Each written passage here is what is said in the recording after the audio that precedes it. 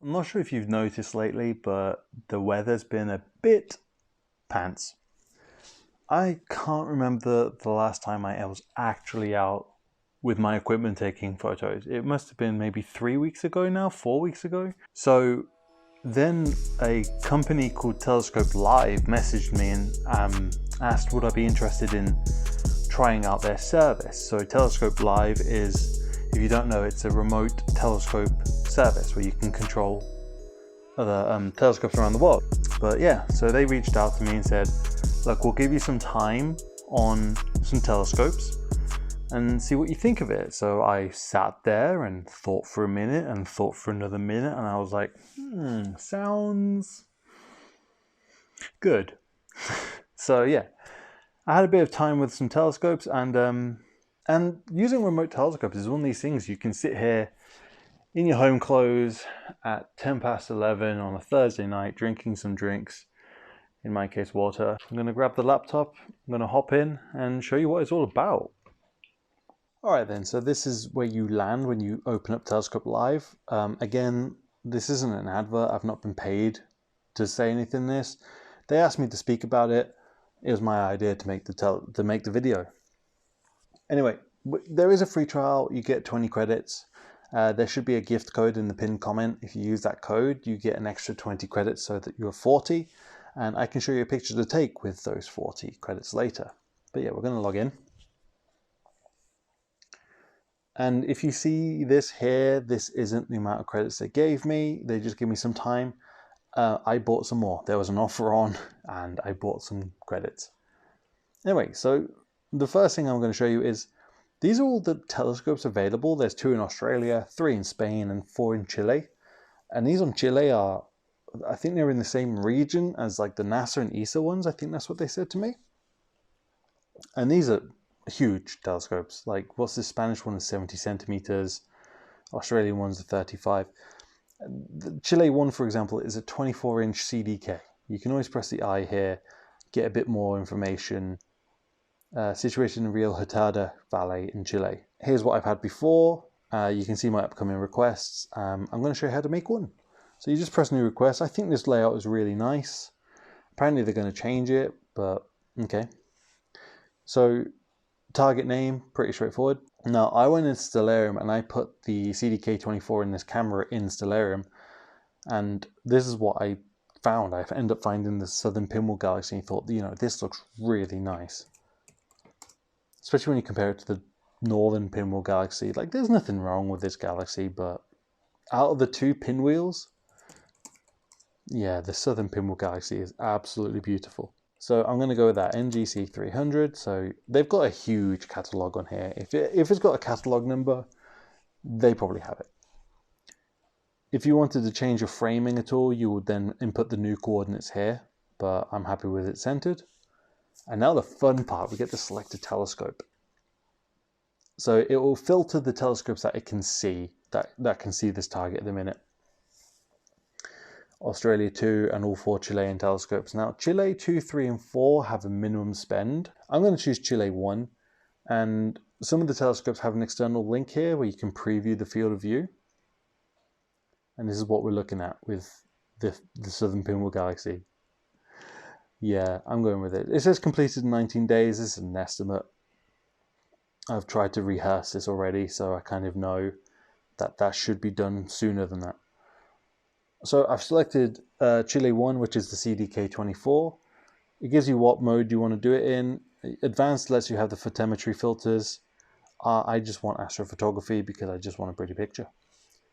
LRGB, HA, S2 and O3, full suite. I'm going for a LRGB HA photo. So I'm going to pick that.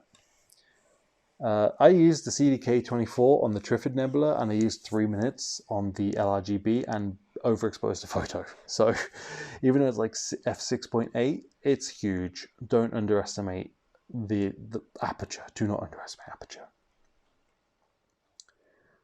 Different exposure per filter because the HA is definitely going to need a longer sub-exposure. Time for luminance. Do I want to try 2 minutes? I'm going to try 90 seconds. Just trying to remember back to my Trifid, and I was like about a stop and a half overexposed. So I'm going to try 90 seconds. And for the HA, let's try 10 minutes. Like, I know there's a lot of aperture, I just told you about that, but also galaxies don't usually have a very strong HA signal. Let's do 1 exposure per filter. And now it's going to give you an updated list on the right hand side here. What images you want, total exposure time, and the cost basically. So this is going to cost 40 credits. That roughly works out to £40. I try not to think about that too much. Let's do 2. Let's push the boat out. Let's get a whole 32 minutes of total exposure time. Okay. You can also choose when you want autofocus and binning options. I don't bother with those. Scheduling, I just press automatic scheduling, and moon must be below horizon. And it's going to think about it for a bit. We're in a new moon period, so it should actually be able to fit it in. 23rd of August. And today is, well, technically now the 21st of August. So I don't have to wait too long. And from there you can just press submit. It's going to give you a final breakdown. And want you to confirm it. I'm going to press submit now. I'm going to leave this for now. And I'm going to pick up with future RUS once the Southern Pinwheel Galaxy is done, and we're going to pick up from there. Right, so it's been a few days now, and the email has come through saying that the request has been completed. So what I can do now is I can just hop back into the Telescope Live dashboard and download my images and then start stacking and processing them. So let's go. Okay, so here we are in Telescope Live. Literally nothing's changed. I've not touched it since. We can see here NGC 300 is completed. So I'm going to go to my observing requests. M20, NGC 253 and 2070, they've been pushed back. I think it said it was going to be a lot earlier than that, but now they're delayed for any number of reasons why. Probably weather. Yeah, so I wanted them to be ready for this video, but I don't want to push this video back any longer. So I'll update the website post in the description below accordingly, and I'll just share them on my social media as well. And I have launched my Patreon at this point, and I'll add that data on there as well. Links to all this in the description below. So anyway, NGC 300, I'm going to click the 3 icons, and then I would click download. And then it will appear, and then it will come in your download requests, and then you'll end up automatically downloading it, and you can then stack and process them. So what I've got here is an individual raw file of each one, right? So this is one of the red images. This is one of the green images. This is one of the blue ones. The hydrogen alpha, which I'm really glad I didn't completely overexpose. And then the luminance, which in this individual pre-stretched like raw file, the core is completely blown out, but you can kind of work on, I kind of was able to work on that. At this point, I then stacked them like I would normally. The thing is they're pre-calibrated, so I just went into Deep Sky Stacker, slapped the two, like the matching images together and stacked them individually. So in Photoshop, it's a similar story like I'm used to when I did my the processing tutorial for the North American Nebula. It's really dark, but all the data is on the left hand side. So if we stretch this down here, I'm just going to do a very quick and dirty edit. There's not a lot of signal at all, so there's dead pixels that appear all over the place because I'm stretching it quite aggressively for 3 minutes worth of data on each picture.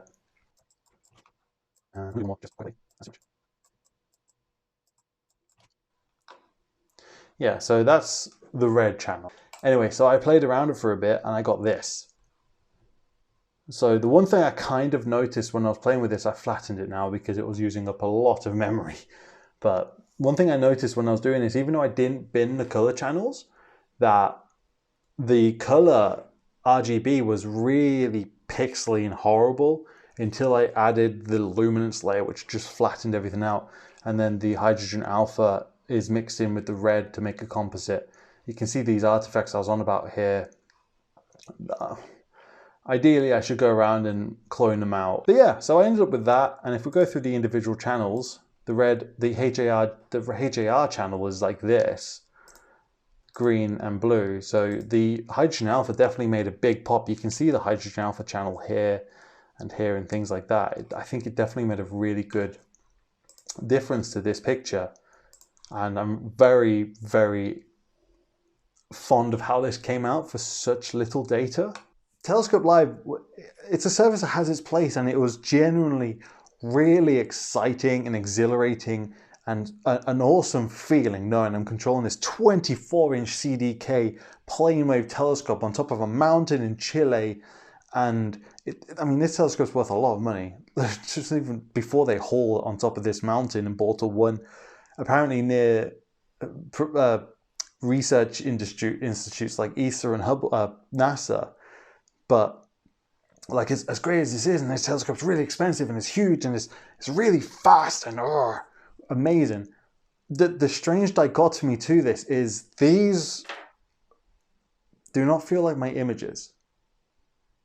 And that might be because I have my own equipment. I mean, the Trifid Nebula, I can technically image that from the United Kingdom. It's just low. I would have to go elsewhere to find it. I could technically image that. The Southern Pinwheel Galaxy, I have no chance of imaging this. So really, the Trifid definitely has the imposter syndrome. It's a nice photo. It's great detail, great resolution. The Southern Pinwheel, okay, it's a means to an end, right? I'm probably never going to take a photo of that myself. So yeah, like, it's this weird disconnect. The Trifid Nebula does not feel like my photo at all. This is not me trying to shoot down Telescope Live or anything like that. This might just be solely on me. But they just don't feel like my pictures. I mean, I'm going to use them as my photos because they are, but they aren't because I didn't use my telescope and my cameras. Telescope Live definitely has its place.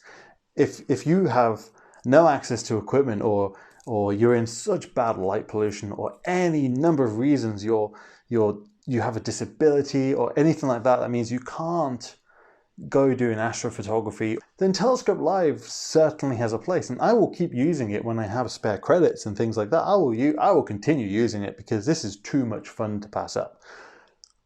But it's not the same as taking my own photos. I think that's the conclusion, really.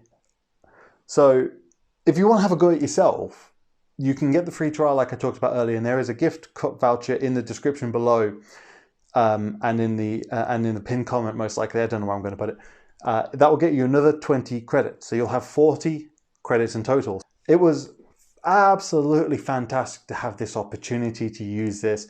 I'm really grateful to the Telescope Live team, Alex in particular, for reaching out to me, the Telescope Live team, for inviting me and giving me this opportunity to use this. It's been a lot of fun, and I certainly suggest go checking them out if you're at all interested in using remote telescopes. Like I said, the gift code, I get no affiliate from this, okay? I am not being endorsed or paid to try and point you to Telescope Live. But the gift voucher will give you some free credits if you want to give it a go yourself. Let me know in the comments below if you think you're going to try out Telescope Live. Go get those 40 free credits, give it a go, tag me in on your images on social media. I want to see what you've come up with yourself. With that, thanks very much for watching, everybody. Hope you have clear skies. Keep looking up and keep them cameras clicking. I'll see you later.